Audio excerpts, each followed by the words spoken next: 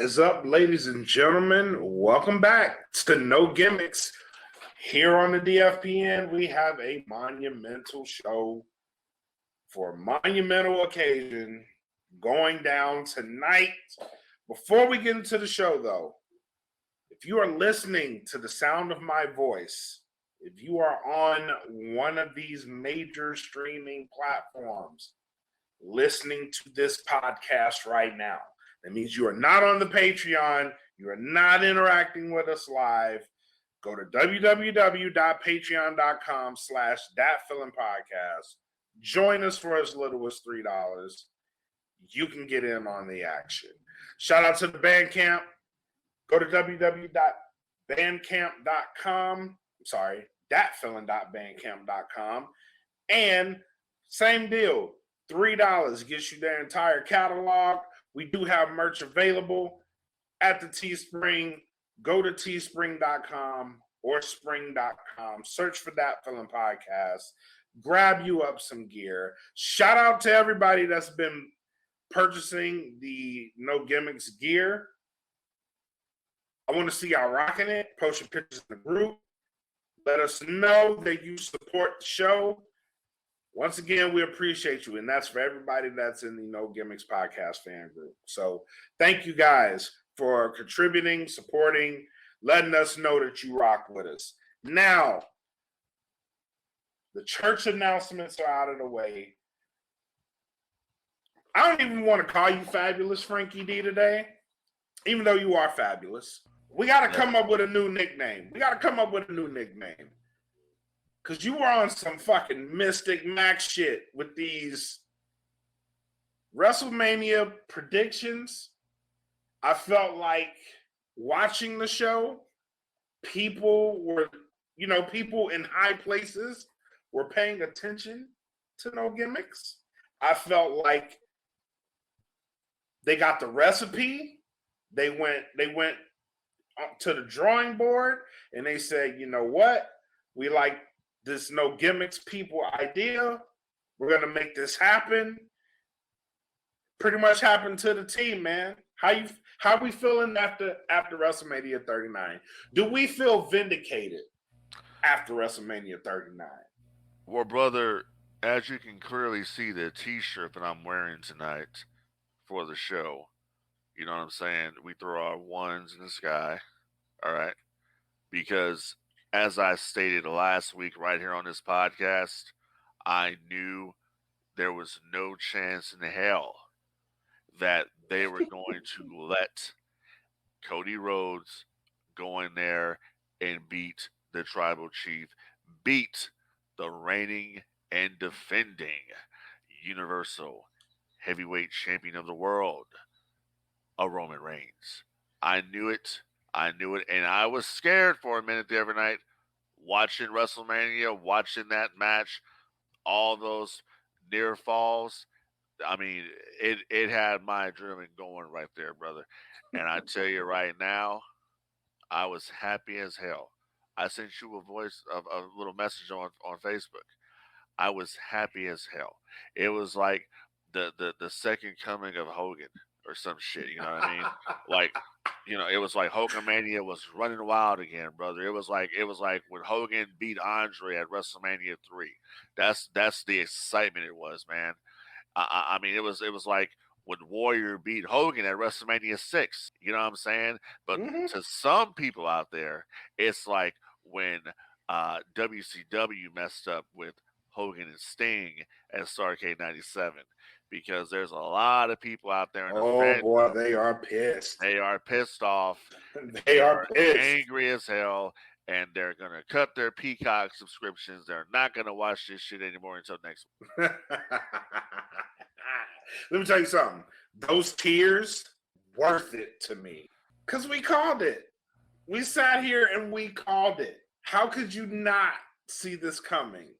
Like, they're not going to do this to the tribal chief. And they let you know in so many ways. The Yoko documentary, right? Covering what that family means to the WWE.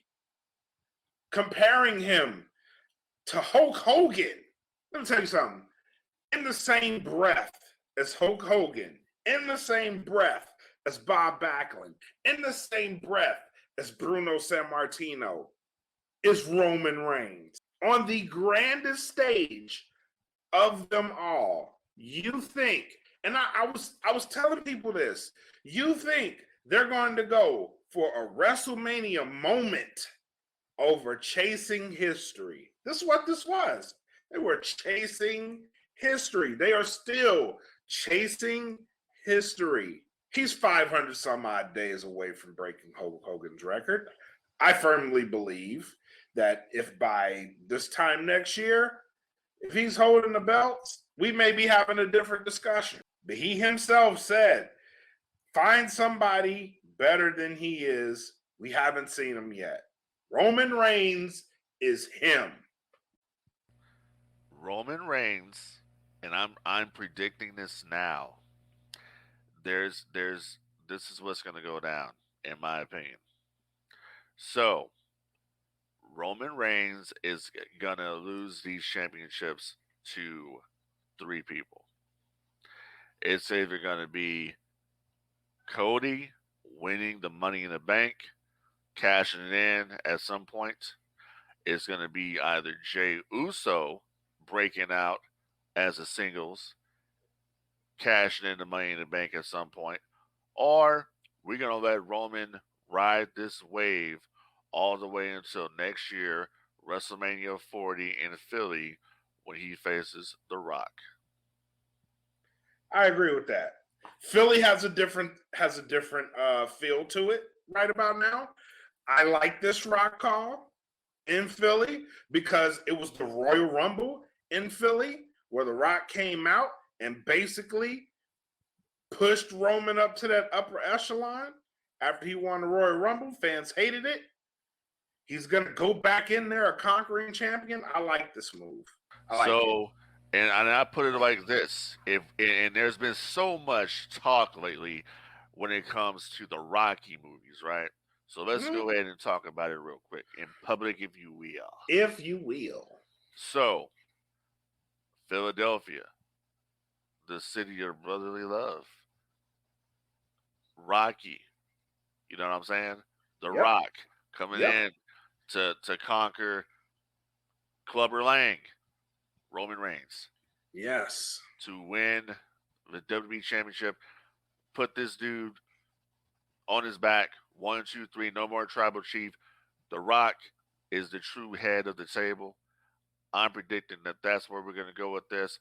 People are just so tired of seeing Roman with the belts, but you guys obviously don't understand the history of this business, because this is not an unusual situation to have a guy be that guy, be the champion, and have just a straight up title reign where he's just undefeated, not losing at all, and carrying on from Mania to Mania. Hogan did it. How many times? I like it. I like You it. know what I'm saying? It's called long term storytelling is what it's called. I like it. So I think that's where we're going to go with this. And as Triple H, had to cover the other night, we're still telling that story with the bloodline story. Yeah. And The Rock put that video out the other day talking about the bloodline, talking about his family members and all that stuff. So I think they're telling you, especially now with everything that's going on with the merger of the UFC and WWE, We'll get to that. Endeavor. The Rock has a great relationship with all parties involved. He has a great relationship with Vince. He has a great relationship with Dana White. It only makes sense for The Rock to come in with this whole new endeavor, the first WrestleMania that Endeavor will put on. It only makes sense that you get the biggest star you can get, which is The Rock, to take on Roman Reigns. So that's what I'm predicting. My prediction right now on this day is next year, WrestleMania 40 in Philly, we're going to see The Rock versus Roman Reigns for the undisputed WWE Universal Heavyweight Championship. Philly, Rocky, The Rock, Philly. Let me book this hotel. Get these plane tickets ready. It's going down. It's happening. I can see that. I can see that happening.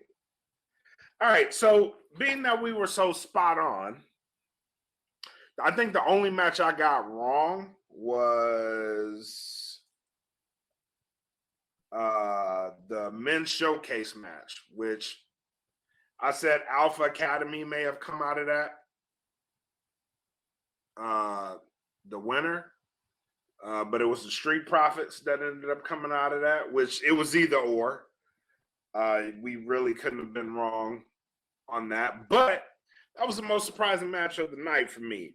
So let's do this. What was your best match, worst match, most surprising? So I think the best match to me. Let's put it in perspective of night one, night two.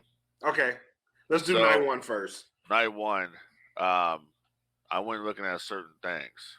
So I have to say that the Rey Mysterio Dominic Mysterio match.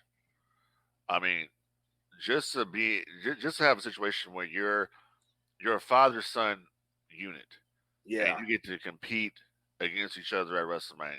Yeah, that made it special. Yeah, it did. Rey Mysterio's entrance will go down as one of the best entrances I've ever seen at WrestleMania. I agree. Who would have thought that one of the biggest highlights of WrestleMania would have been Snoop Dogg? Who would have thought? Right? Who would have thought that him out there coming out with Ray, hearing nothing but a G thing on WWE TV, right? And then transitioning to the Eddie Guerrero Viva La Raza music. A lie, I cheat. I still haven't heard that in years, right? Right. Then Ray doing his thing out there. I think that Ray, Mysterio, and Dominic, they put on the banger. Charlotte and Rhea Ripley, they tore it up out there. I think honestly, for night one, they sold the show. Rhea and Charlotte, they did their thing out there. The main event, the tag team match, Usos versus Sami Zayn and Kevin Owens. That was a very emotionally charged match right there. That had a lot going on. I agree. All four of those dudes went out there and they did their business. It's the story is still going on there, as predicted right here on this podcast last week by me. That shit ended just the way I said it was going to end, with Jey Uso taking a pin, which is crazy. Right? We both, you know what? We both called everything in that match, because you said Jey Uso was going to take the fall. I said I would have liked Jey Uso to also take the fall with Sammy pinning him, and it happened just like that. Yeah. So I thought that was great. Honestly, the rest of the stuff I wasn't really paying attention to all night one. Really? I wasn't really interested, to be honest. Okay. All right. So I get where you're coming from. So my best match of the night was Charlotte Rhea. I really enjoyed that match. For what it was. That was a banger of a match. Charlotte Flair is one tough motherfucker. She took a bump, German suplex, landed on her face, and continued. Like, that shit was crazy. That was a crazy ass spot. Dropped the belt, which we both predicted would happen. I like the outcome of that match. The worst match for me on night one, no surprise here, Damage Control versus Becky, Lita, and Trish. It wasn't a bad match, but it was one of those matches where I was like, I know it's going to happen. I just need to see it happen. You know what I mean? Like, there wasn't nothing there for me. It wasn't a bad match, but it wasn't anything there for me. The most surprising match of this night to me was the men's showcase, because I was not excited about it. I was not enthused about it. And they went out there and they tore that shit up. That was a banger of a fucking match. Just the spots in it. You had Gable, fucking German suplex, and Braun Strowman, like hoisting him and dumping him on his shit. I like that. I like that you had who was it? Eric from the Viking Raiders, fucking doing a moonsault off the top rope. Miss. Braun goes up to the top, jumps off that shit. The spot with Ricochet, like they did a lot in that match. Braun running around the ring like he normally does, the Braun train, knocking people over until he gets to D'Angelo Dawkins, and then he just fucking smacked the shit out of him. And yeah, that match had a lot of hard hitting in it. I was thoroughly surprised, and I actually loved a lot about that match. The one match that I thought was gonna be good, and it was Austin Theory and Cena. And to kick it off, I thought this match would have had more in it. Again, not a bad match. I think the finish kind of threw me off a little bit because it was kind of dirty, but I would have preferred Austin Theory get a clean win. He pinned him clean, but I would have liked to see him get a fully clean win out of it. Otherwise, good passing of the torch. Night one set the bar way too high for night two. Night two didn't have shit for it, bro, other than the main event. No, I agree with you on that. The Austin Theory John Cena match was pretty much a safe match for John Cena where he doesn't get hurt. He'll go out there and do his usual stuff in his usual spots, but his whole goal in that match was to put Austin Theory over, is what it was designed to do. And as soon as Cena did his deal, Cena got the hell out of there. You know what I mean? Yep. Cena's an actor now. He'll come back and do stuff when they need him to come back and do something. If he wants to go and do it, and when somebody needs to be made, he'll come back and do it. But the match was serviceable. It did what it needed to do, and that was to get Austin Theory over, and that's what it did. It accomplishes his duty. And I just, as a whole, it's just night one. Yeah, night one, like you said, set the tone for what we were going to have at night two. And honestly, dude, like I said, I went into WrestleMania, some stuff I wanted to see, some stuff I didn't see. I didn't see a lot of this stuff live as it happened because I had to work and all that. So I had to go back and just look at the stuff. But I found myself fast forwarding through a lot of stuff that I just had no interest in. You know what I mean? So I have to say the Hell in a Cell match that was kick ass. I mean, my God. Oh fuck yeah, Finn Balor with that injury. That's crazy. And when people want to say, "Oh, wrestling's fake," well, fake that shit, man.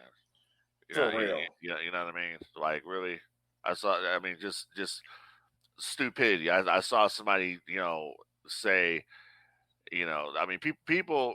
Let me say something right quick.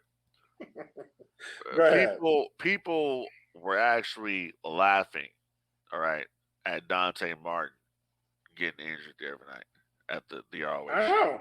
I know. And I think that's such bullshit when you're that entitled to where you think it's just okay to laugh at somebody.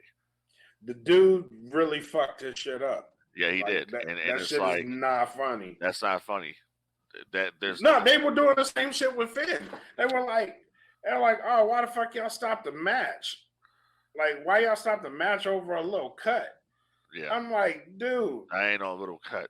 That shit is bananas, bro. Like, you can see the guy's skull. Yeah, just that shit just really that shit pisses me off, because I know what these guys and gals go through, and it's that really pisses me off when people do that shit. But go on. I mean, look what happened with Shane McMahon. Shane McMahon went out there and he did something so simple as a leap. and just he came down. Taurus Squad. Came down wrong. It was like he did it quicker than Kevin Nash did it. Yeah. You know what I mean? So, and Snoop Dogg had to save a day on that situation. He Kudos to Snoop for that shit, bro. Yeah, he called an audible, and that's some. I don't think Snoop even know how legendary that shit was, bro. Like, right.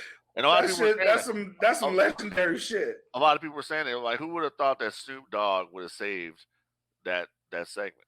You know what I mean? So, and I thought, for what it was, the Bianca Belair versus Asuka match, it was a good match. Bianca three-peat, retaining. Asuka not too happy.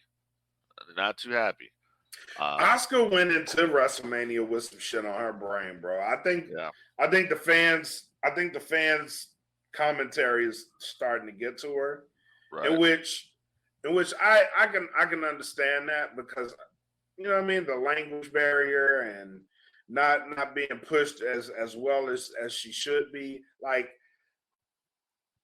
this is comparable to a Bull Nakano being in WWE and not getting pushed. You know what I'm saying? Like, she's a star, a Japanese star. Like, over there, she's loved and revered, but in WWE, she's really not that hot, not that high. I don't see it that way, honestly, because when Bull Nakano was in the WWF, when she was there, they really lacked the real women's division. Well, yeah, that's true too. So I don't look at it. I look at it more on the line of if they were at WCW and Bischoff had promised Medusa, which he did, they were going to have a women's division, and it didn't add up to anything. And I look at it like that. I was watching that today. The whole back and forth between her and Luna Vachon, because that's when that whole thing was going on. But yeah, it is like that. You're right. Yeah. So it is like that. So Asuka's not happy. I don't blame her. I mean, Asuka used to be this.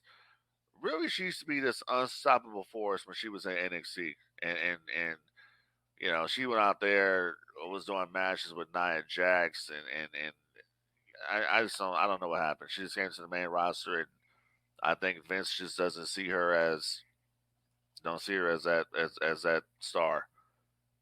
He doesn't see what we see, and that's nothing against Bianca. Bianca is the next. She's that one. Oh yeah. You know what I'm saying? Oh yeah. She hasn't flamed. She hasn't burned out. She's over with the crowd. She's probably one of the most athletic females they have on the roster. So the girl's out there doing her thing, and there ain't nothing wrong with that. Yeah. That's just what it is. Three WrestleManias, three-peat. You know what I mean? So hey, kudos to her. Yeah, definitely kudos to her. Now, where do we go with the Cody Rhodes after WrestleMania? First and foremost, do you think that Cena losing the way he did taints putting Austin Theory over? Not at all. I don't think so either. No. Especially after watching Raw last night, I don't think Austin Theory's a Vince guy for all intents and purposes. So I don't see his run getting slowed down.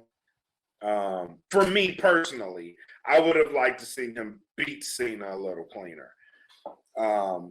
Granted, it was supposed to happen. What happened was supposed to happen.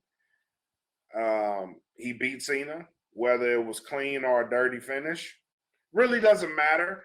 He was gonna go over. He has that victory over John Cena. Yeah, he has a victory over John Cena, and people got to remember Austin Theory is a heel. So, right, correct. That's what's going to happen. But no, it doesn't taint him at all. As a matter of fact, it just shows that he's just that type of guy that he'll do something like that. Right. So I just, like I said, Cena went out there and Cena had a safe match. He wasn't going to go out there and have a big 20-minute match like he did with The Rock years ago. He was going to go out there, do his thing, and dip. Right. He did. I agree. Where does Cody go after WrestleMania 39. I think Granted, Cody goes to Suplex City, bitch. Granted, yeah, we're on the heels of Monday Night Raw. For those who haven't watched Raw yet, spoiler, they were supposed to have a tag match. Brock Lesnar shows up and decides he wants to be his partner. Now, here's what I want to talk about. They put this clause out during Raw, during the promo, that if they lost that tag match, Cody Rhodes would not be able to challenge Roman Reigns for the title again. No. If I remember correctly, it was whoever came out to help him. Wouldn't be able. It wasn't Cody. It was they would. Maybe I heard that wrong, but from what I thought I heard, it was Cody and that guy wouldn't be able to challenge. Again. No, it was just it was the guy who came out. Really? Yeah, I went back and listened to it. I watched the promo today twice. Okay. And that what they're basically telling you is that no one's going to come out here and help you because no one's going to risk not getting a world title match. Right. The guy that came out and helped him is a guy who couldn't challenge either anyway. Exactly. Yeah. He can't have nothing to lose. So that's where they're going with that. Now, where do we go with Cody? This is where we go with Cody. Cody is got to pay his dues.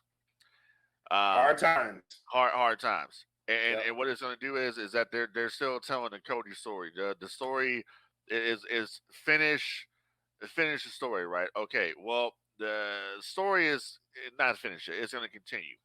But at the same time, if Cody at some point wrestles Roman Reigns again and he is able to dethrone Roman as the Universal Heavyweight Champion, it won't mean as much because WrestleMania was that night. WrestleMania is where it should have happened. You think they're going to be chasing this moment? Yes. That's interesting. Because Cody wants to finish the story. My only issue I have right now is them being WWE, have put themselves in a very, very bad situation because both of these titles being unified, it hurts the product. Roman could continue on the reign, okay, as the WWE because what it comes down to is the lineage to what they're talking about. Hogan, Pedro Morales, Bob Backlund, Bruno Sammartino. That lineage actually goes back to the WWE Championship. And not the Universal. Not the Universal Championship. Which he's held the Universal Championship longer. Exactly. So that's where you kind of muddy in the waters a little bit when it comes down to the historical fact that Universal Championship don't mean shit. It's the WWE Championship. If they were to drop the Universal title, okay, they were to split these championships up, then Reigns could still have the WWE Championship because that's where the lineage lies to Hogan. And all this remember, and here's where the fucked up part. One thing real quick. Go ahead. When it comes down to the lineage of the World Heavyweight Championship, right, the WWE Championship, that lineage is also the lineage to the WCW World title, the World Heavyweight Championship. Remember, both of those belts are combined. That's why it says World Heavyweight Championship on it. Right. So that's just, that's why I'm the historian here. Little fact people don't realize. Both of those belts are combined. Remember, there was two belts at one point. It was the big gold belt and the WWE title, and they made one belt and combined them. So that's the lineage that goes back to Crockett and all that. That's where that belt goes from. The Universal belt was just the red belt. Just that debuted at SummerSlam years ago, and that's what I'm saying. No, I get where you're coming from. My only question is, if they do this again and they combine the belts again, do people care about the lineage? I don't think people actually understand the lineage because WWE hasn't explained it. Right, They keep exactly. they keep telling you that it's the universal. He's a universal champ, but that's that's not the lineage. That's not correct. It's the black belt that he wears around his waist. That's the lineage, not the blue belt, because the blue belt used to be red. Right. So that That's what I'm saying. yeah, So if we combine these belts, if we that combine lineage these belts doesn't and exist. exactly. So where does the time go? I don't know, bro. I don't know. I don't know. I have no idea. That Because that that I thought about this too. yeah. Because I'm like, all the history that they're talking about is in the Universal title. That's the history. Well no, the history they're talking about is in the WWE title. Right. The history that they want broken is in the Yeah. WWE It's title. this one right here. Yeah. That's where the Roman's history goes back. history. Roman's Roman's history history is the is that Universal title. correct. Yeah. Correct. Yeah. That's what I'm saying. If they combine these championships, Yeah. does that time does that so if they sync these titles together again and they call it the WWE Championship, does that time integrate into the WWE Championship, or we're going to have all right, does the Universal history go away? Well, Vince doesn't think you'll remember that. So Exactly. Except people do. yeah. Yeah. So that's a hard question to answer, honestly. Um, because at the end of the day, it's a work sport. So Right. that's a hard question that's a hard question to answer. All I know is I know the history of the belts. You know the history of the belts. Yeah. The listeners now know the history of the belts. I just told them. So that's just I don't know. It's just that's why it's funny like because we talk about it like we talk about Romans. You're going to get to 1,000 days of champion. I'm like, but it really doesn't make any sense What are we because counting? what are we Yeah. what are we counting here? Like, yeah, it's like, yeah, I guess. All right. Let's get to the elephant in the room. So UFC, WWE are going to be merging. WWE completed a sale with UFC owner Endeavor. Plans are to, and we talked about this before the show, have Vince as an executive chairman. Nick Khan will retain the status of CEO. Possibly Dana White being CEO, and they'll be able to run their companies. What does this mean for the business as a whole? Actually, let's stop that. What does this mean for WWE before they we get to the industry? they were already unstoppable to begin with, right? Right.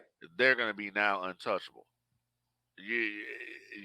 Listen, they just put themselves in a whole nother different universe. Yeah, they're in the stratosphere right Yeah, now. they're gone.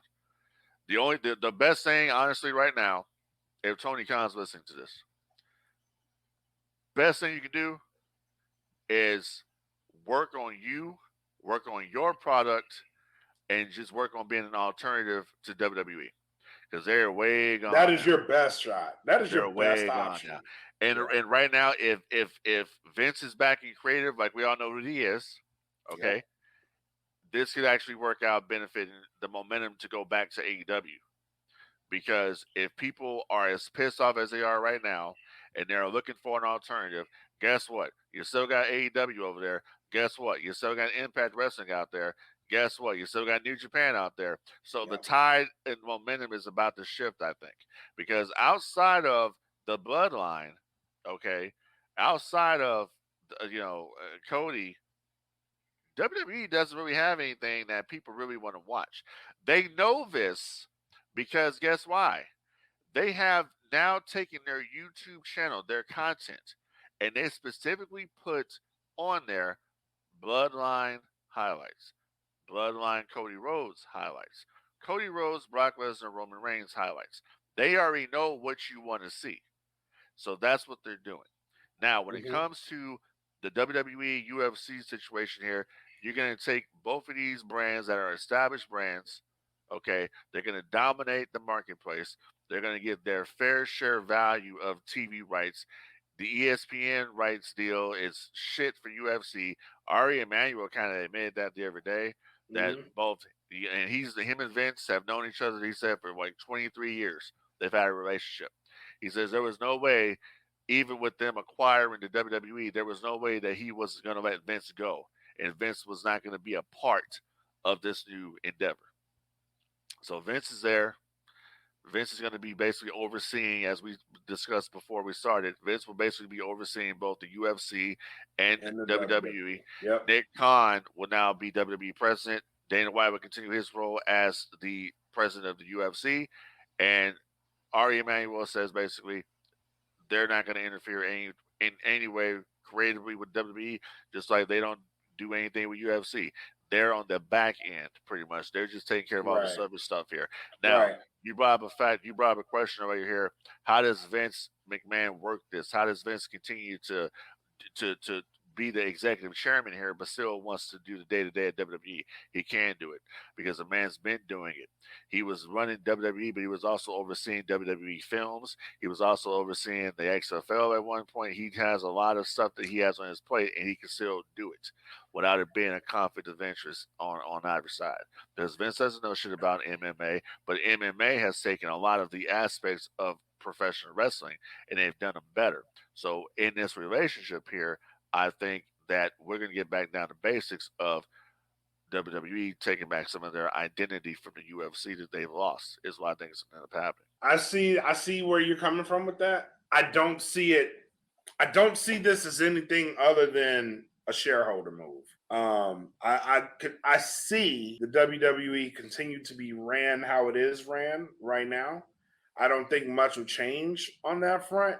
I agree with you that Vince may still be in the pocket, if you will, with the day to day, which doesn't make sense to me because he was saying in the interview that they did with him and Ari that he can't be in the weeds like he was, but he's still there, which leads me to believe that maybe this sale isn't complete. That, along with the WWE stock being in the market still.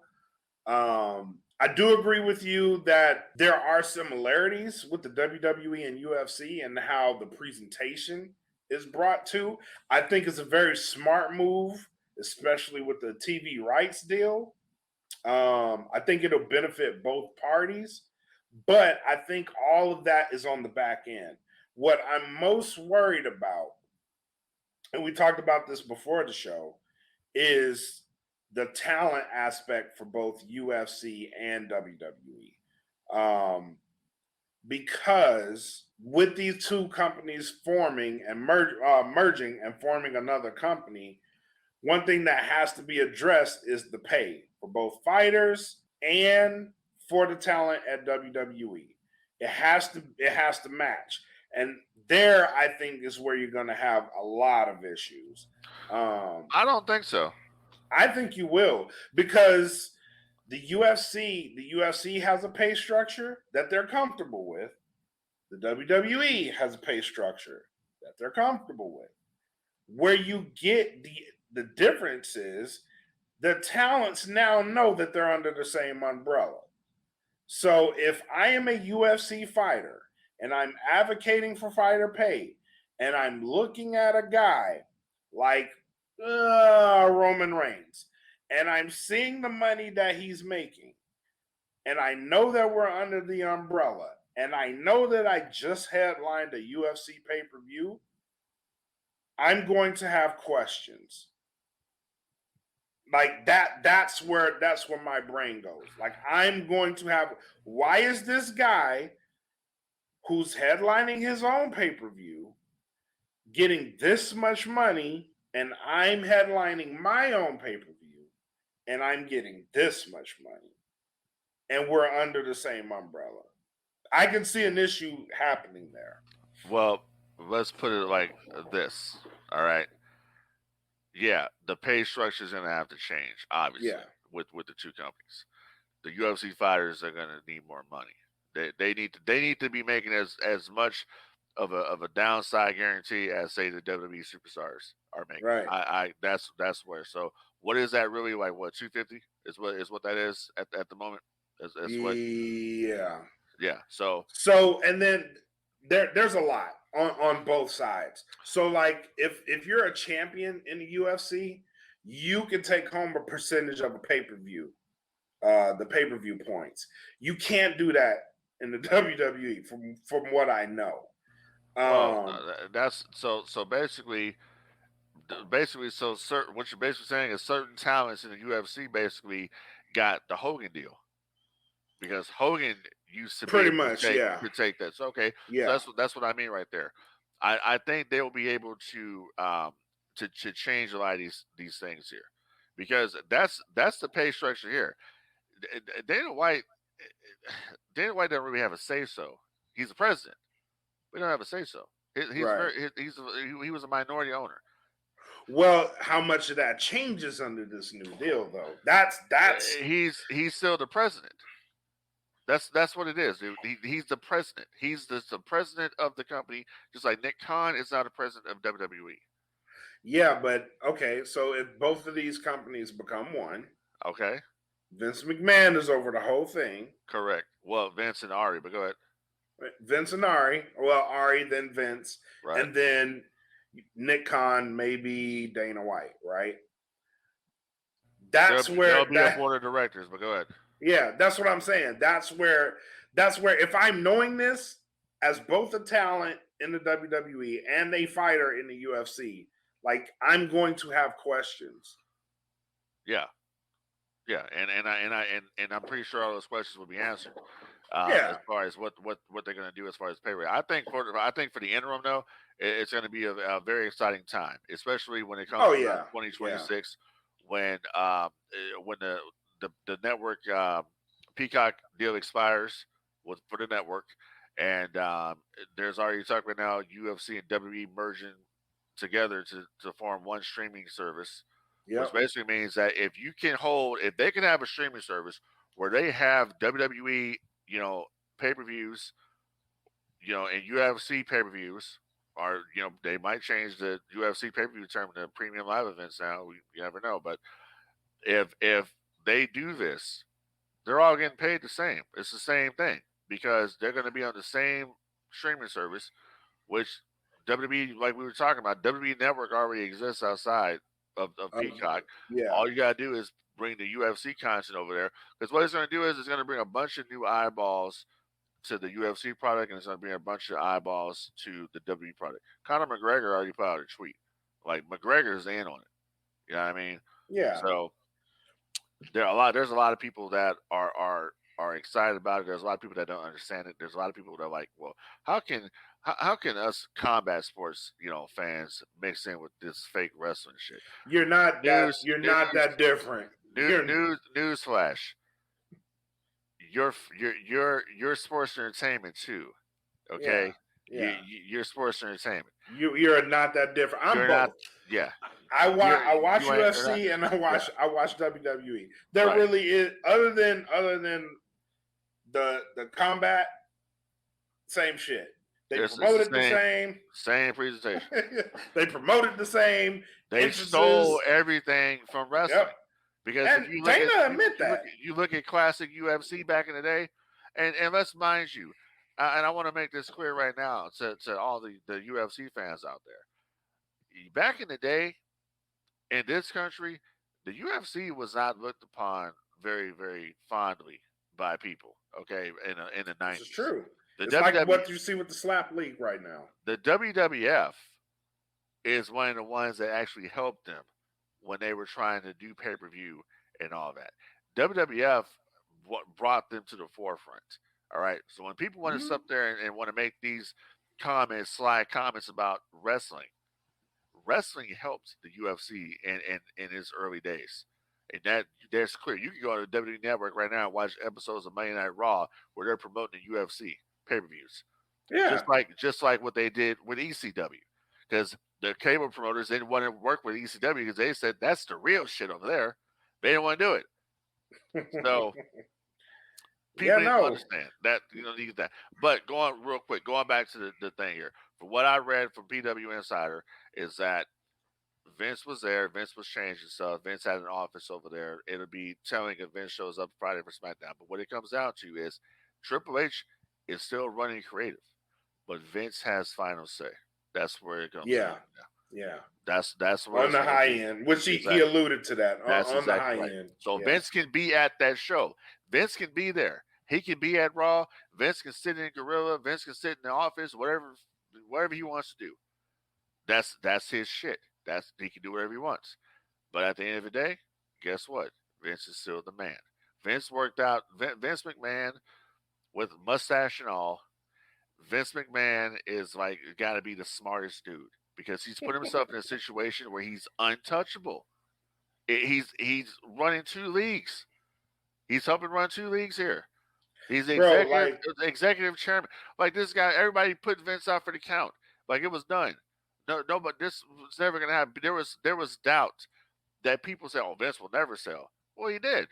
He came back and did, and he put himself in a position where he's running both of these companies now. That's the craziest part about it.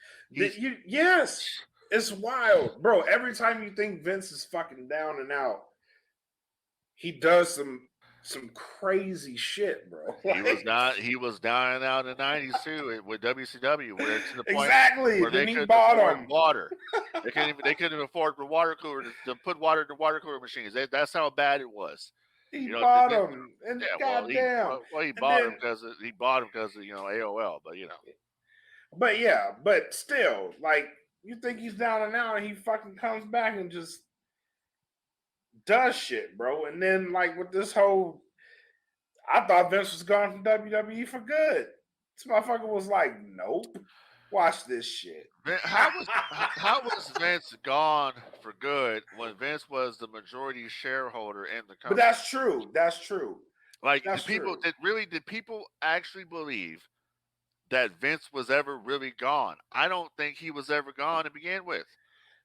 I don't think he was gone. I think he was like, let me lay low. Exactly. You lay low. And he even says, let me lay low. Got bad advice. Work on this fucking deal.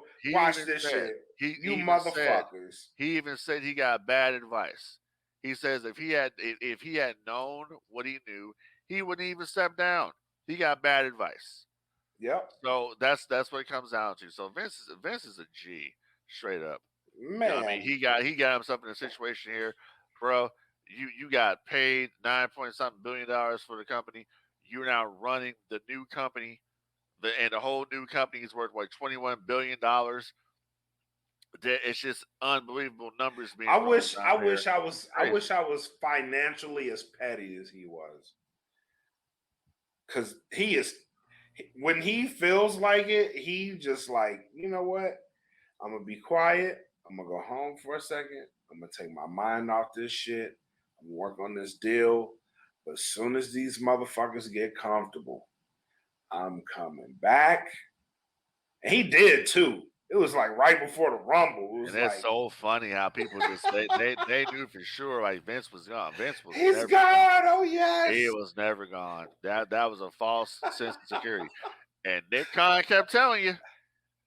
He kept saying, we're open for business. We're open for sale. Nick Khan, dude, that motherfucker right there is getting paid $15 million. Yeah, he benefited. Him and Triple H. Hell yeah. Well, Triple H is only getting like what? He's getting a couple $1 million, like $5. He's getting like $5. I mean, but for trips, that's $5 or $1 million. I saw $1 million. I thought I saw $1 million. I heard $5. I gotta He's getting like $5 million out of it. I could have swore I saw $1 million, dude. He gets $1 million payoff for this. Because Triple H is not. Triple H is not. I mean, Stephanie's gonna get a hell of a payoff for this. She better. Yeah. So, but at the same time, you got to wonder, like, how does Stephanie feel really about this situation? Like, we always thought the company would be, in the family, right? Pass it down. The company's been around in the McMahon family for 70 years, and then Vince just says, Yeah. What did Brock say one of them times? Fuck them kids, right? Well, Yep. that's what Brock said. Well, that's how Vince feels. You know. But you got to feel, and this is just me, because what I feel like Vince did was just ultra fucking petty. like, How like, so? cause man, look, they tried to take the man company from him. They were like, "Look, man, we need to get you out of this spot. You need to sit down somewhere." And Vince was like, "Okay, all right, I'll go sit down. I'll go sit down. I'll chill out for a second. Go ahead and sell this bitch, bro. Sell it. But they've Sell been this shit." talking about a sale for years. They were talking about a sale before the scandal even ever happened. Yeah, but do you think he would have pulled the trigger on the sell if none of this shit came up? Yes. You think so? Yes. I'm inclined not to. No, I'm inclined to believe he would have, because basically what they're trying to tell you is that WWE on its own had no leverage when it came to TV rights. None. Okay, I can get that. I can get that as a power play. I can get there with you as a Now power they play. got Yeah, some leverage. They had none at all because TV rights fees are decreasing. They're not paying as much for content. yeah, That's what Vince's whole thing was. He realized that, okay, my company is valued at this right now. What's it going to be 2, 3, 4, 5 years now?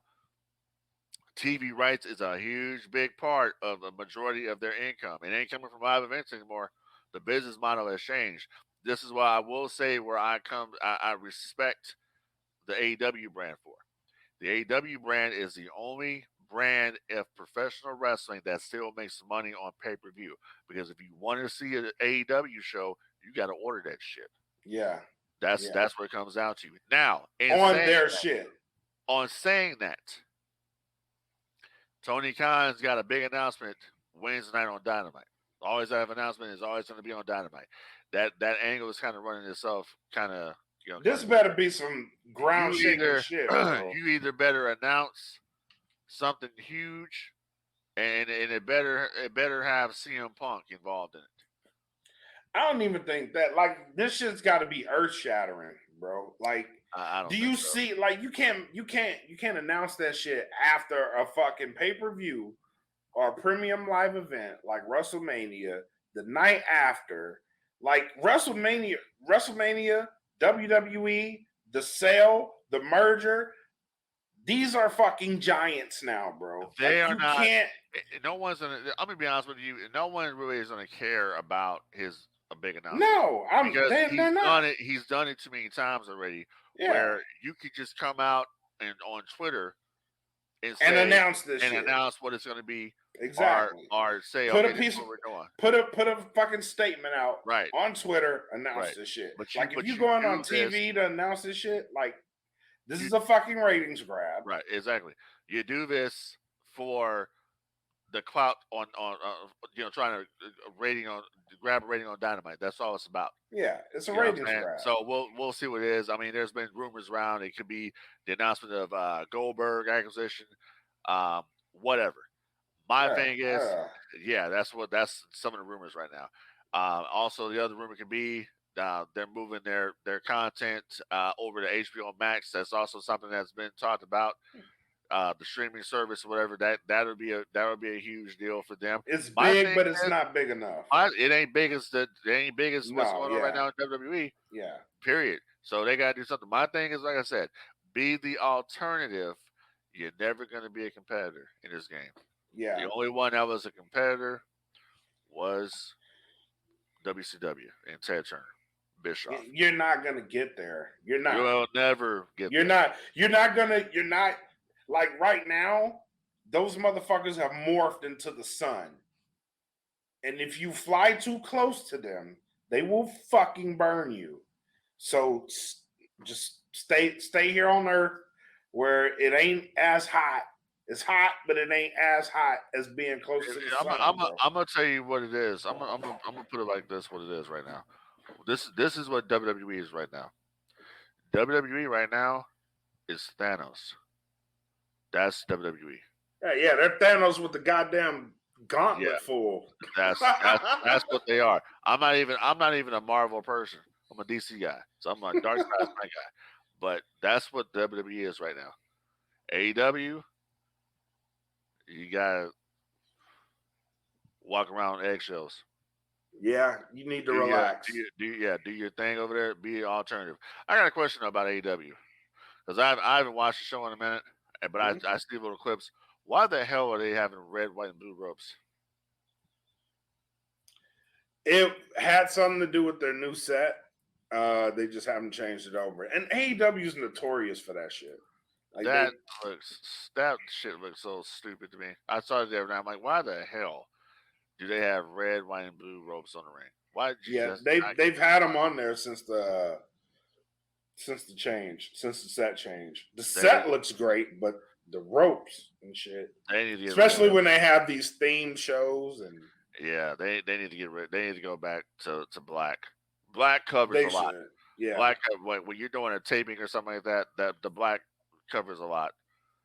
It's just I don't know. It's just little details, little things like that. But yeah, but here's the thing. they're If you want, notorious. but Tony Khan, if Tony Khan's out there, Tony Khan's listening. Hey, listen. If you really want to beat the WWE, right? If you really want to be competition to the WWE, I can tell you right now, you hire Frank D. All right, hire Frank D for creative, and I'll take you up there, man. We'll smash him. We'll smash him. I mean, you seen what happened with the WrestleMania predictions? I'm just saying, listen to episode 37. That's all I'm saying. We basically wrote the show. So Exactly. Okay. You want to have the No Gimmicks crew come over there and work with y'all creatively, and let's help build the situation. I mean, you can have the Black Mac over here. He can be producing Ring of Honor. You leave me Dynamite or Rampage. I guarantee you the ratings will go up. I'll take Ring of Honor. I'll take it. I like working with the unknowns. So you know what I mean. I can prep them for the big time. He could take them when they're big time. Package deal. There it is. Signed seal. Exactly. We'll take the Ring of Honor brand and we'll make it just what it was. We'll take the Ring of Honor brand and we'll turn it into NXT 2016. That's what we'll do with it. The best year. Exactly. That's what you'll do. But here's a good question when it comes to AEW. Why didn't Adam Cole's return match draw? Was the lowest rated part of Dynamite. And I think it's because of Daniel Garcia. I would venture to say you're right because Yeah. no one knows who he is. Yeah, and it's crazy because this dude has had so much TV time in AEW. Like they push him to the moon. He's not a bad wrestler. No, he's not. There's nothing wrong with him. It's not his fault per se, but Adam Cole should be wrestling like bigger names. Bigger names. Now, I will say this about Daniel Garcia. I saw him wrestle for the first time live last year, right before we left Cali. They did a New Japan show. Swerve debuted at this show. And that guy is probably in my top 10 of most technical wrestlers I've ever seen. He can go. His technicality is there. His timing is there. He has the look. The only thing that he didn't have was the talking skill.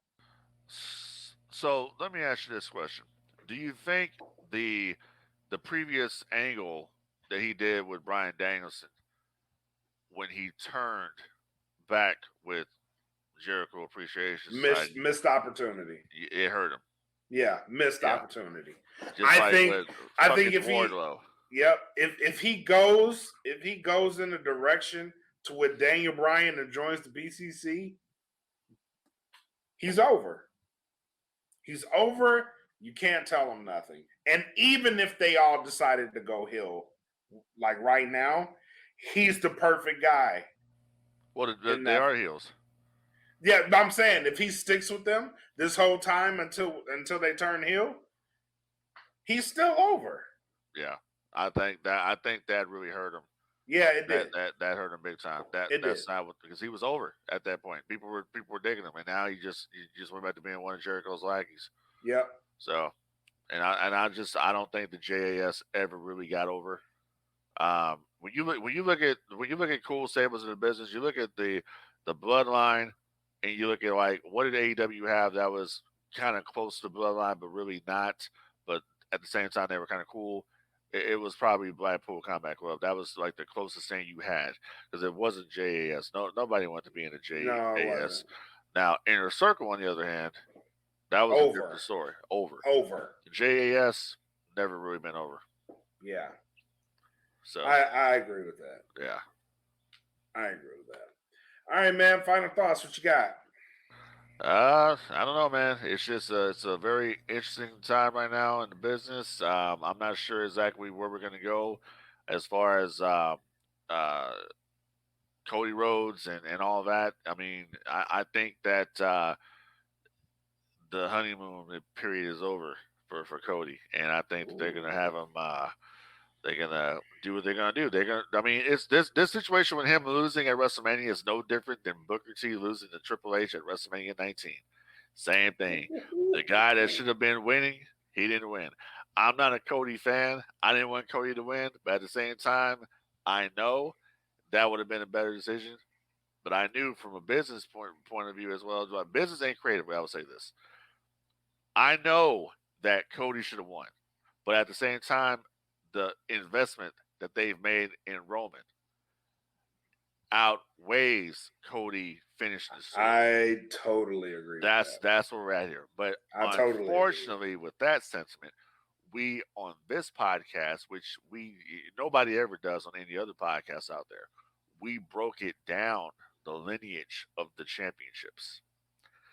So I think that'll give the listener another perspective here. Wait a minute, what are you talking about? Yep.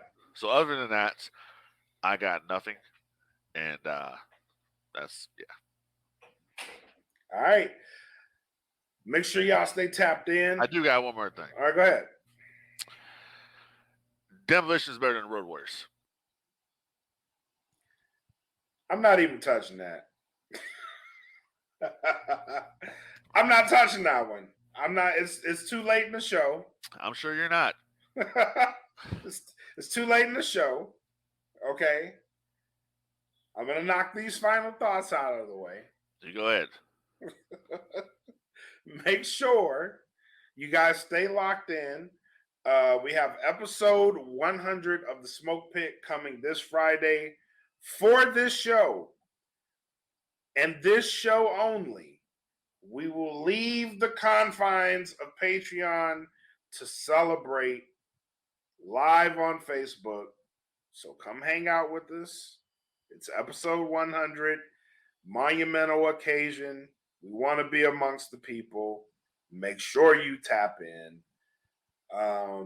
Also, very special shout out to the No Gimmicks podcast fan group.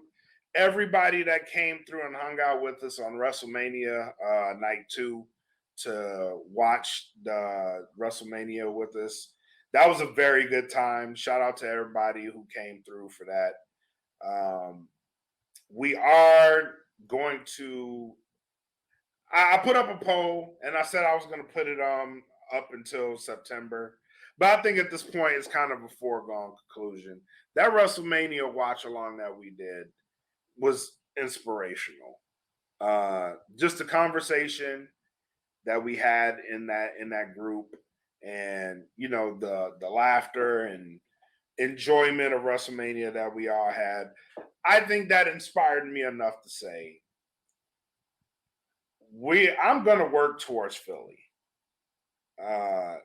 and try to find something viable for us to all meet at, go watch WrestleMania, plan something. I really want to grow this podcast to the point where we can go out and we can do these things. We can go be amongst the people. We can go host an event here in Philly. So this is my goal for the next 363 days because, yeah, we're gonna do this. So let's work towards Philly. Make the No Gimmicks event in Philly something special. That's my aim. Those are my final thoughts. You got anything else? Yeah, of course. Help control the pet population. Have your pets spayed or neutered. All right. And let's not get a little puppy and say, oh my God, look at him. He's so cute. And then want to rehome him because you can't handle him. I love it. I always Know your role. Know your role. Shut your mouth. Take all your booze and stick them straight up your maple syrup sucking candy asses. That was a rock, 2003. All right, man. For us here at No Gimmicks, for DFPN, thank you guys for tuning in. We'll see y'all next time. Until then, enjoy the fucking wrestling. And Demolition's a ripoff.